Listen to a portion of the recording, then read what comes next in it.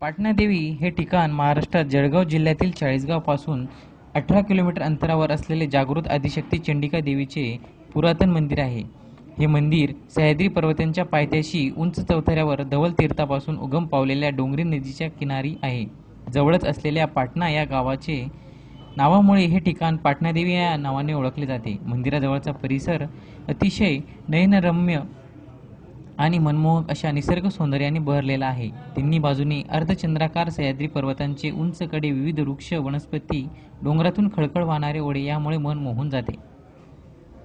अशा या रमणीय ठिकाणाचा पूर्व इतिहास तितकाच ऐतिहासिक व महत्त्वाचा आहे. आज मंदिरात असलेली मूर्ती खूपच भव्य आहे, तितकीच प्रसन्नमुख आहे.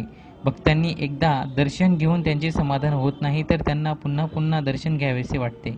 भक्तांना मंदिरातून निघावेसे वाटत नाही तर भगवतीचा प्रसन्न व हसतमुख चेहरा पाहून आपले भानच विसरून जातात. अनेक हिंदू जाती जमातींची ही कुलस्वामिनी आहे. आजही कुलधर्म कुलचारात बरेच भक्त धवल तीर्थातून भगवतीचे स्मरण करून पूजेसाठी तांदळा नेतात.